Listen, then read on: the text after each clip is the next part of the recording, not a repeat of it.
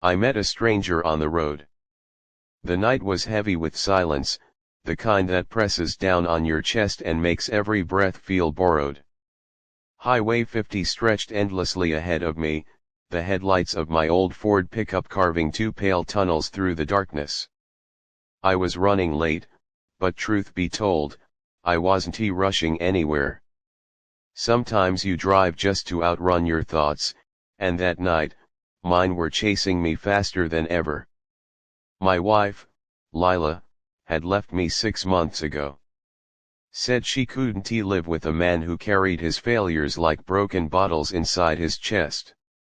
I'd lost my job at the steel plant after 22 years, and with it, my pride. The only thing keeping me company now was the stale smell of cigarette smoke and the radio whispering old country songs.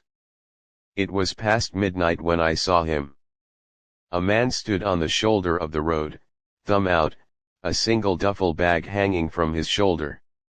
Hitchhikers were rare these days. People didn't trust anymore, not in America, not after all the stories of crime, scams, and blood. For a moment, I thought about driving past. But something in the way he stood tired, almost defeated made me ease my foot off the gas. I pulled over. He was young, maybe mid-20s, hair tangled under a hood, eyes sharp but worn down. When he slid into the passenger seat, the truck filled with the smell of sweat, gasoline, and something else, loneliness. "Where you headed?" I asked. "East," he said, voice rough. "As far as you can take me." We drove in silence for a while. The highway hummed beneath us, and the darkness outside pressed harder. Eventually, I lit a cigarette, offered him one. He shook his head. "You from around here?" I asked. "Sort of," he muttered. "Born in Mexico. Came over when I was a kid. Haven't really belonged anywhere since." There was bitterness in his voice, but also pain. He pulled out a photo from his pocket, creased, faded. A little girl, maybe 4 years old, with black curls and a toothy smile. "My daughter," he said, staring at the picture like it was the only thing holding him together. "She's in New Jersey with her mom. Haven't seen her in 2 years. I'm trying to get back." I glanced at him. His hands trembled slightly, the veins standing out against his skin. This was no ordinary hitchhiker. He was running from something or towards something desperate. "What happened?" I asked quietly. He hesitated, then said, "I got mixed up with the wrong people. Construction jobs didn't pay enough. So I started running things for a crew, money, packages, you know how it goes. One night, deal went wrong. A man got shot. Cops came after everyone. I took off. Been on the road since." His voice cracked, but he didn't cry. "Men like him, men like me, we carried our grief in silence." "So why go back now?" I asked. He turned to me, eyes hollow but burning. "Because she's growing up without me. Because every night I see her face and I can't breathe. I don't care if they arrest me, I just need to hold her once before the world takes me away." The words hit me harder than I expected. They pulled something out of me, something I'd been burying under smoke and silence. My own daughter, Emily, hadn't spoken to me in years. After the divorce, she stayed with her mother. I missed birthdays, graduations, all of it. Pride kept me from calling, and now I wondered if she even remembered the man I used to be. We drove for hours, trading pieces of our broken lives like confessions in a moving confessional. The stranger's name was Gabriel. He laughed once when I told him about the steel plant, about the day the machines went quiet, how hundreds of us walked out with our heads hanging. "America eats its own," he said bitterly. Chews up the poor, spits them out. Doesn't matter if you're born here or not. By dawn, the horizon was bleeding orange. I stopped at a gas station on the edge of a small town. Gabriel bought coffee with the little cash he had left. His hands shook so much, I wondered when he last slept.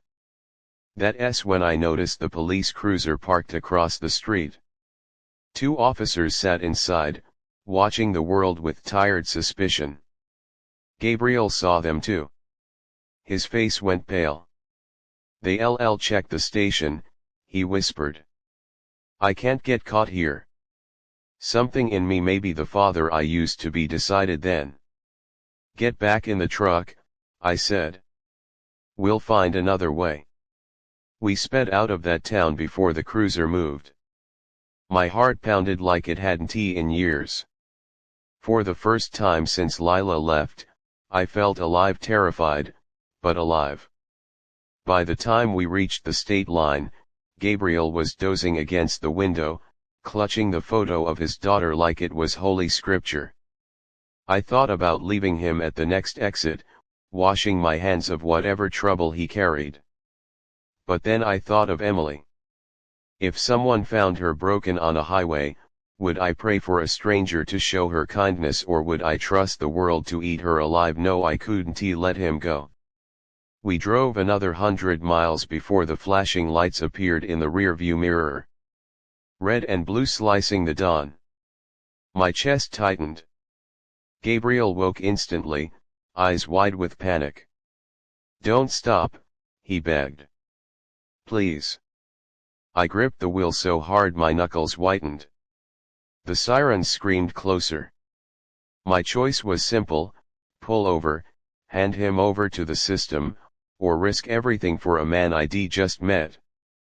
For reasons I still don't fully understand, I pressed harder on the gas. The truck roared down the highway, the old engine straining. My heart pounded with every second, but in that chaos, I felt something I hadn't in years: purpose. Gabriel's life, his reunion with his daughter, depended on me. We didn't outrun them. No one outruns the law forever. Eventually, I pulled off onto a dirt road, dust spiraling behind us. The sirens grew distant for a moment, then closer again. Gabriel looked at me, eyes wet. Thank you, he whispered.